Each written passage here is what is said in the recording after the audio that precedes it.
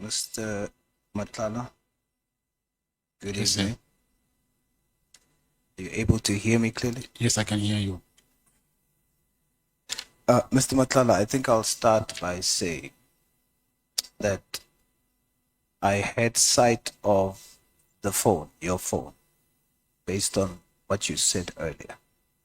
So I want to state for the record, I did see the library on the phone dated 15th May and screenshots taken on that day around 11 p.m., 11:30 p.m. Different screenshots from Brown Mahotsi messages. And so that does show that screenshots has been taken after. It still doesn't show me that WhatsApps has been fabricated that we have here. So I just want to put it to you that you must still prove that somehow. But what you can prove based on what I've seen and I have is that indeed in your library, the phone's library, on the 15th of May, there are screenshots. Okay? Okay. Let's start with the questioning. How well did Mr. Kele know the gentleman that arranged the meeting for you between the two of you? He said to me he was friends with his father. Yes, but how well did he know him? How well Mr. Kele knew Bongani? Yes. Yes, I'm saying he was friends with Bongani's father. Yes, but I can be friends with somebody's father and don't know the son well. So okay. I'm asking that for a particular reason. Do you think that Mr. Kele knew the son well, the late Bongani well? Yes, I can say that. Why would you say that? Because I couldn't sit with Mr. Kele for long because I had nothing besides what I came to talk about. After that, I would leave. I wouldn't have a casual chat with him.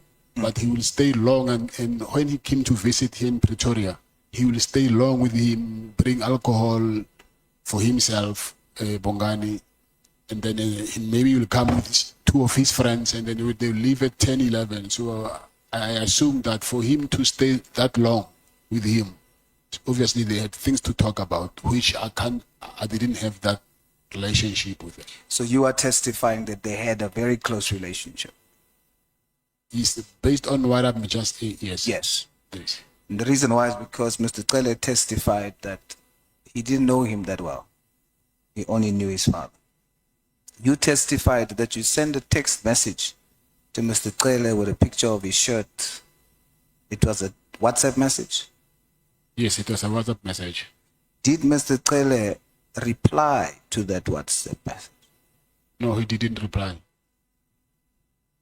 Did you and Mr. Kele ever exchange, apart from that text message that you sent, did you ever exchange text messages where you send to him in text and he replies to you in text? Yeah, I think he did once. Only once? That's what I can remember. Yeah. That I can say in certainty that this really happened.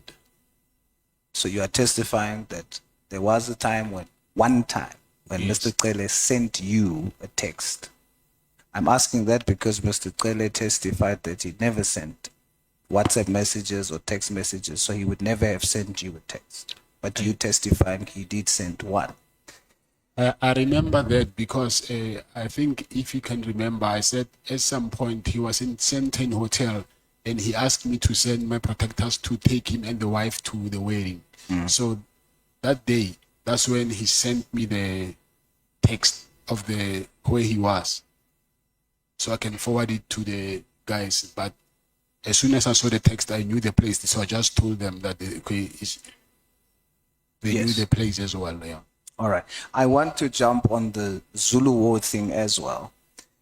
When Mr. Cele called General Khumalo, you testified that he said to General Khumalo, he's not a danger to us. He's just caught up in a Zulu war, correct? Yes. Who do you think he was referring to when he said us? We already know us would mean himself and General Khumalo. Who else do you think he would refer to? I think maybe that whole unit, Which whole unit? the PKTT unit. Are all of them Zulus? No, I don't think all of them are Zulus. So the war is Some of them within them. Yes. Would you think potentially that the war would be because you testified that Mr. Cele told you to continue talking to Mr. Mohotsi so that you can get information that they can use against Minister Mkuno, correct? Yes. And by they, it is himself, General Khumalo, and General Konas, correct? Yes. So would you then say, based on that testimony, that this war could also refer to a war between General Mkwanazi, Mr. Cele, General Khumalo, and Mr. Mkono? Yes. Based on that, would you say that all of this that we are doing here now, possibly,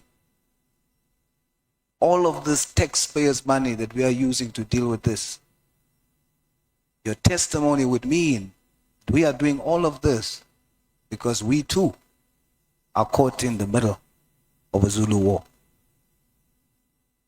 I don't know about that. But would it make sense? I can say that you're caught up in the Zulu war. Okay. Say what? When Matlala calls out Bheki under Sauls' questions. In 2024, businessman Vusimuzi Kat Matlala was under serious pressure. His Pretoria home was raided, firearms seized, and he says he faced constant harassment from the ESAP's political killings task team.